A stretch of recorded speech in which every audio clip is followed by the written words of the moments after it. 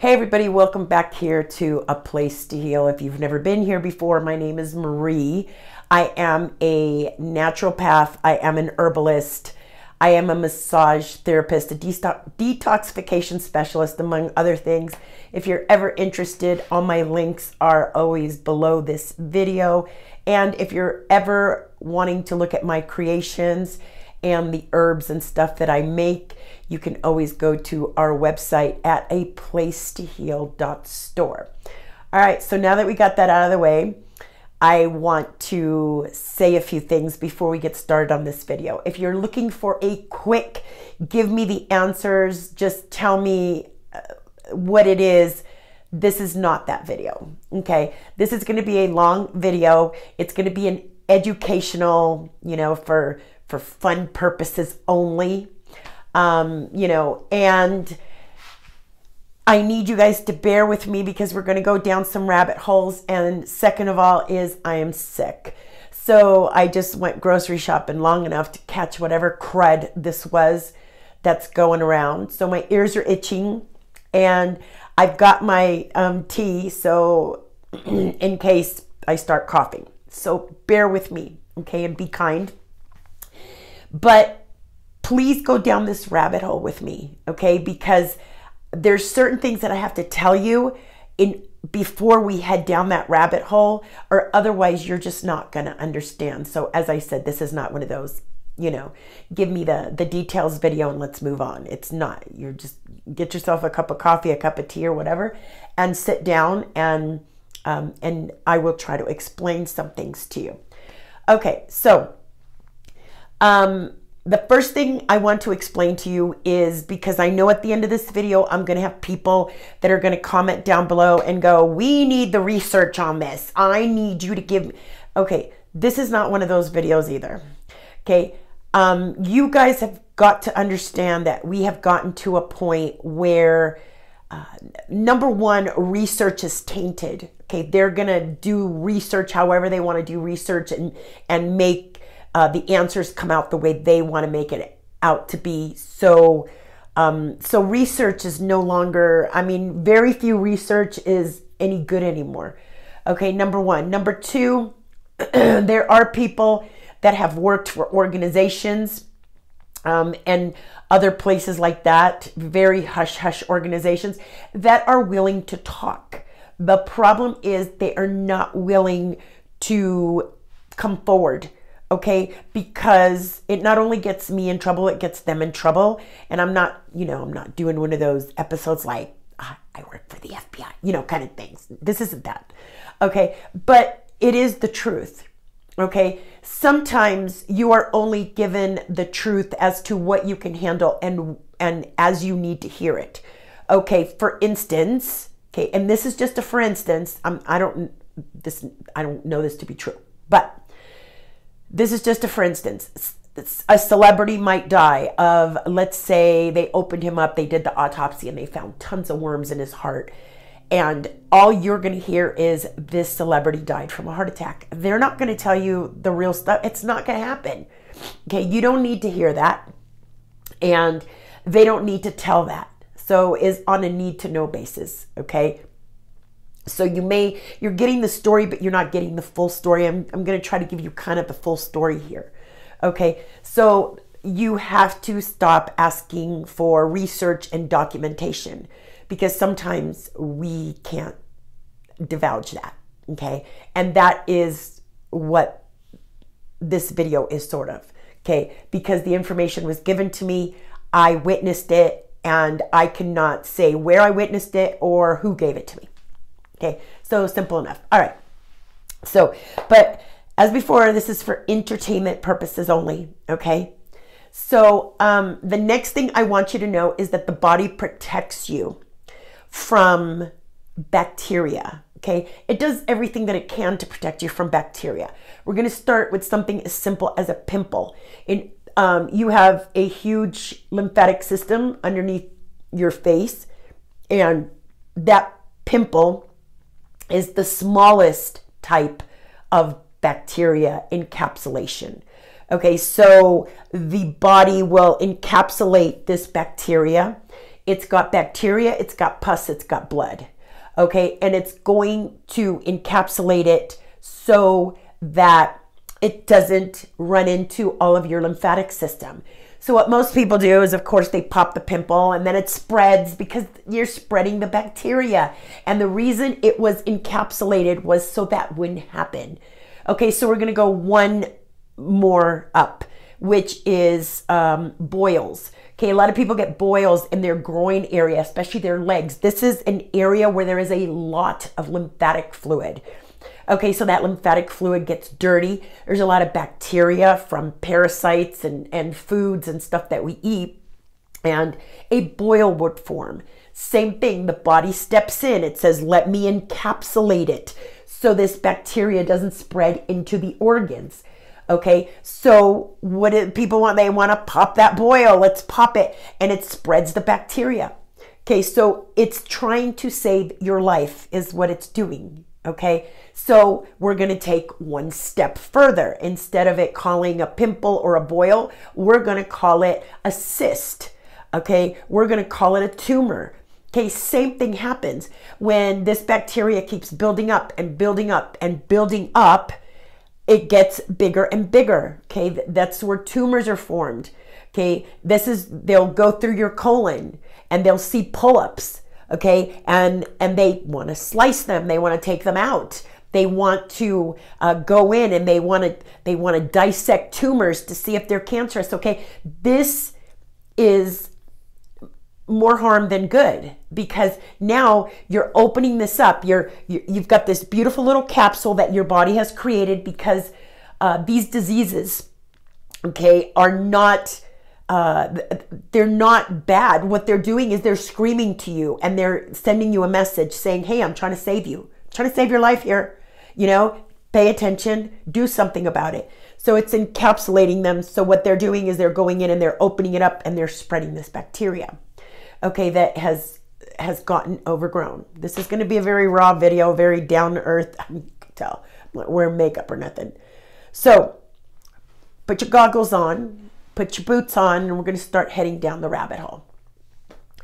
Okay, so a couple of years ago, I did this video very privately for my group and they know and they've kept it under wraps. But a few years ago, I heard about an autopsy. Okay, there was a male that died and an autopsy was done.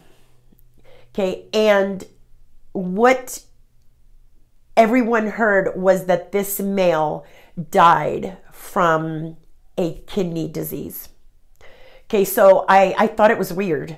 Okay, so there is a go-between between the coroner and myself. We're friends. He's friends with the coroner and he's also friends with me. So he said to me, don't you think that's weird that he died from kidney disease? I do. Because they couldn't have been on a healthier diet. And it was like, there's no way that this person died of kidney disease. No way. And, or this died of kidney disease.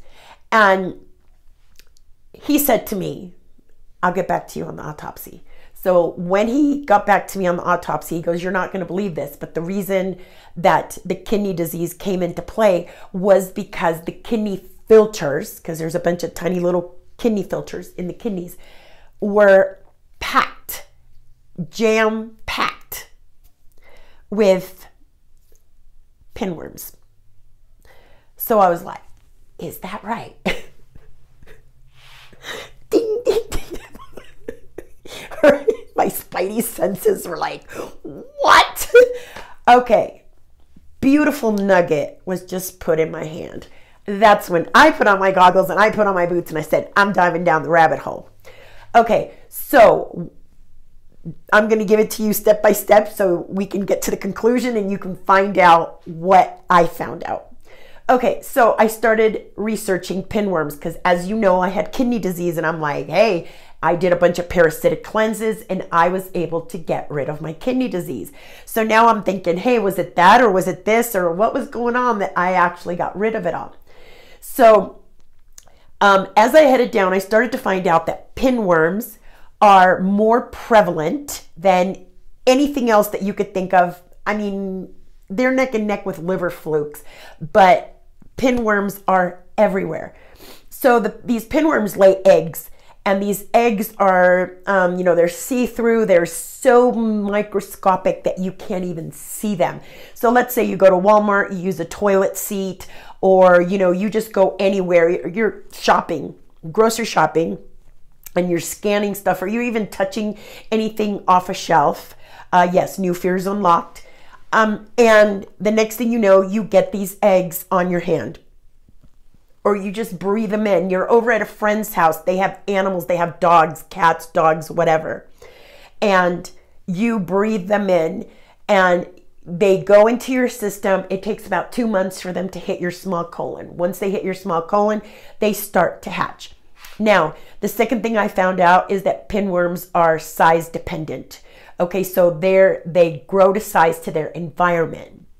So some of them will stay in your colon, and they can grow pretty long because, of course, your colon is pretty long. But most of them love the reproductive system in both men and women. So what ends up happening is they will head for the bladder, fallopian tubes, ovaries, prostate, rectum. Okay, that's where they love to live. It's nice and warm. It's nice and wet. It's comfortable there. And there's all little things that encapsulate them, right? So, the uterus, the ovaries, the prostate, everything is, it's a little womb, okay, for them to lay more eggs, have more offspring, and, create their little colonies. Okay, so what I found is that I started treating, some customers and stuff with pinworms. Some of them were guinea pigs for me. And yes, they volunteered. Yes, they knew the research, the whole bit. And, for entertainment purposes, they decided to do the research with me. And some of these people had extremely bad hemorrhoids. Okay, and I'm going to get to that in a second. They had prostate issues. They had horrible recurring UTIs. And the people that I got in to do the research were these women that what was happening was they would go into the doctor, and the doctor goes, oh yeah, you are showing some bacteria, but it's not officially a UTI. Okay, so we can't really treat you for a UTI because it's not really a UTI, but there's enough bacteria there that is causing the problem of urination, right? Where you feel like you're going to urinate and then you got to stop. And then this will happen a lot in very, very young girls. Okay, 6, 7, 8, sometimes as young as 4. You'll hear them say, oh, my bladder's confused. Right? I feel like I gotta pee, but it's only a little bit's coming out, and then I gotta stop, and then it kind of hurts, but it doesn't, and then it goes away, and and the same thing can be said with the prostate, right? You feel like you gotta go, and then you don't go. The same can be said in dogs. You will see some, especially the male dogs, they will lift their leg and they will squirt and they'll stop, and then they'll squirt and they'll stop. No, it's not a solid stream. Okay, it's a start and stop because something is going on inside. Okay, so what we started doing was we started dosing with pinworm medication. It's easily available. Most stores have their own brand, like Walgreens has their own brand. You just go in and say, I need pinworm medication. Usually it's next to the contagious disease stuff like lice. Like if you go to Walmart and you find the lice section, it's usually there. It's very easy to take. It's a liquid form. It tastes like bananas. It's very easy to dose with this. Okay, so it's usually dosed by weight. So the one thing I can tell you is my tea. The one thing I can tell you is that if you're going to dose, you got to dose everybody. So there's family size packs that you can get on Amazon. I'll put the link below the video, as usual. So you want to dose everybody. Like when I dose myself, I dose my grandkids, I dose the dogs, I dose the cats, I dose everybody. Because if not, you're going to cross-contaminate all over again and you're not getting anywhere. Especially, I've spoken to some women and to some men whose spouses are not on board. Okay, if you're sleeping in the same bed and, you know, you're sharing kisses, you're being intimate, whatever, this is not going to work because you're going to cross-contaminate. Because if one has it, the other one has it, and you're just going to keep passing it back and forth. So you both got to treat. If you sleep with children in the bed, or even in the same bedroom where you're breathing, whatever, or if you sleep with dogs or cats in the bed, you have to treat the animals too. Whatever you share space with, you have to treat them. Okay, so here we go. So what I found out is after doing this research, is that there was no more issues. So young little girls, usually when they're very young, 3, 4, you're having this issue with very, very, very young girls. Girls get it more often than boys, and the reason is because the urethra is longer, okay? So the bacteria has more of a chance to back up, okay? Not so much with the males, but I'm gonna hit you guys here in a second.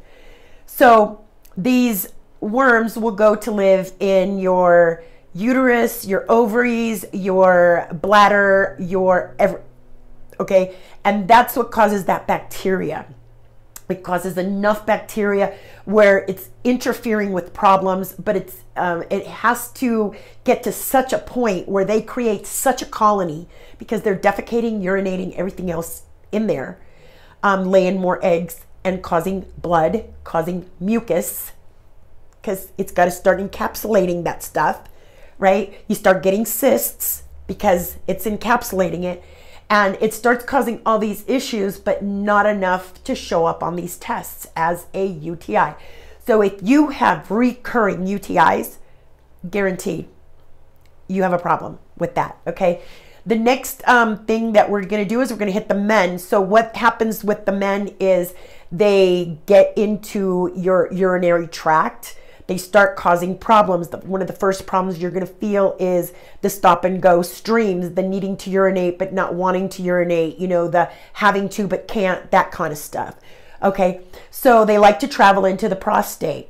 So again, the prostate is an encapsulated issue. So they love to go in there. There's a little sac, love it. Testicles, same. They go in there and they start causing bacteria. Okay, they lay more eggs, and the next thing you know, you go to the doctor and the doctor goes, ooh, your prostate is enlarged. Anytime that a parasite takes on a host, it enlarges the host. You will see people with descended stomachs, okay, from being taken in, you know, from taking in the parasite. This has been shown in crabs on the ocean. The research is insane on that.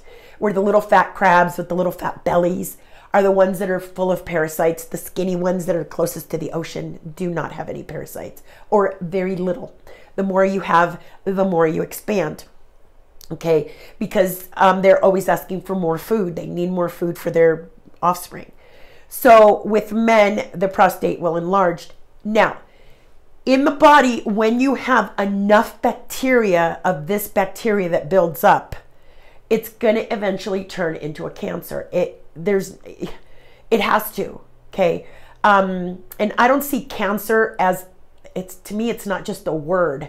To me, it's this got so out of hand that I can't control it anymore, that the body couldn't control it anymore.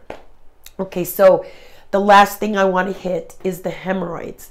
I've seen women that have horrible hemorrhoids. I'm talking after giving birth, whatever. Okay, so in your rectal canal, you have pores, and they will go into those pores. It's nice and warm. There's a lot of food coming by. You know, it's accessible. So they get into these pores. They start laying eggs, and here comes the blood. Here comes the pus, and here comes, you know, all the eggs. So, you know, you start complaining about, I have hemorrhoids. In my little Alice in Wonderland rabbit hole, These are not called hemorrhoids. These are called parasitic pinworm nests. Okay, that's what they're called in my reality. Okay, I'm not saying it's your reality. I'm saying it's my reality. You have to keep saying this. Okay, so all these things I found are caused by this. Okay, so how do you take care of it? Because I have a lot of people, that's the first thing they're going to say is, Marie, how do we take care of this? You know, how do we deal with this? Like I said, the first thing is just get yourself some pinworm medication. I'm sorry, my eyes are so itchy. I should have skipped this week doing a video, but it's so important to me to get this information out. All right, so how do we take care of this? Because that's what everybody wants to know is, how do I deal with this? How do I deal with this? So you're going to go get yourself some pinworm medication. The pinworm medication is, you can get it on Amazon, you can get it at Walmart, you can get it at Walgreens, you can pretty much get it anywhere. Okay, and like I said, different stores have different brands. CVS has their own. Walmart has Reese's. Okay, Reese's pinworm medication. You can get it on Amazon. Get the family pack if you have more than one to deal with. This is a liquid and it is dosed by weight. Okay, so this is your weight you go by. So even if you have a 2-year-old child and you had them, which you chances are you did, you're going to pass that to the child in utero. So I have seen a lot of moms dose their 2-year-old children and their diapers are full of pinworms. Okay, so this is very, now I don't want to hear a single person in my comments say ivermectin or any of those prescription medications. Please do not use those. Please, I'm begging you. If you are one of my followers, stop using those. Those are hardcore raid bomb medications that only pushes these things further up into the muscle and into the body structure. It's pushing it into your walls. It's pushing it into your attic. It's pushing it into your everywhere. Stop using those. There is a reason why they are allowing you to buy these freely, because they know that eventually it does more harm than good to the liver, to the eyesight, to cortisol, to the heart. It does more harm than good. Unless you have full-blown cancer, you should not be using these to kill that bacteria off. Okay, there's simpler ways, easier ways to do this, excuse me, without disrupting the body. Okay, we are an ecosystem that does not like tsunamis. We don't like tornadoes. You know, we like the nice mellow stuff. The tide comes in, the tide goes out. Nice mellow stuff. That's what our body likes. It doesn't want to be disrupted too much. So little by little, diligency is what takes care of these. So month 1, okay, and I'm going to show you how this works so you understand why I'm asking you to do this. Month 1, let's just pick a date. We'll pick the 1st of the month. Okay, so let's say on the 1st of the month, you're going to dose. Okay, you're going to go 2 weeks. You're going to dose again. You're going to go 2 weeks. That'll be the following month. So let's say you start April 1st. You're going to go 2 weeks. You're going to dose April 14th. You're going to go 2 weeks. You're going to dose March 1st. There you're going to stop. Then you're going to let the whole month go. And then you're not going to dose again till, I'm sorry, April, May. You're going to dose May 1st. You're going to not dose again till June 1st. Okay, so you're going to go a whole 30 days this time. So only the first doses are you going to do every 2 weeks. The reason you're doing this, and then the last dose, which would be July, right? July 1st, you would dose and you'd be done. You go 3 to 6 months, you want to dose again. You want to dose every 3 to 6 months after your initial dosing. Okay, here is the reason. When you take this medication, this does not go in there. And no, you do not need a binder. Okay, please don't use a binder with this. When you take this medication, it does not go in there and go poof and kill everything. Okay, what it does is these pinworms love carbohydrates. That is their best, sugar and carbohydrates is their best form of feeding, as well as serotonin. So what you want to do is when you dose, it's no different. I know this is going to sound sadistic, but it's the only way that I can say it. Let's say that you have a whole family in a house and you stop their food. You stop their food and you stop their water. Not every single member is going to die on the same day. Some people have more fat. Some people have more water storage. Some people have more whatever. The same can be said with these parasites. Okay. You're depleting them of their carbohydrates so that they cannot take it in, and you're depleting them of their water content so they cannot take it in. Some of these parasites are older. Some of these parasites are fatter. Some of these parasites are better fed. So there's going to be days when you're going to feel really good, and then there's going to be days when you're going to feel like you got hit by a Mack truck. Okay, because that's when a lot of them died. So you've got to give it that time to allow them, okay, allow them to pass, and two, allow that so that you don't get sick, so that you don't have an overabundance of bacteria, and then you end up in the ER sitting there going, well, Marie told me on a TikTok video that I needed to do this, and I wasn't really listening, so what I did was I dosed for 5 days in a row because I confused it with her, you know, her other. This is why I don't give out protocols. Okay. And this is why I charge for the protocols, so that I can talk to you, so that you get a written out step by step. Because even when I say these protocols,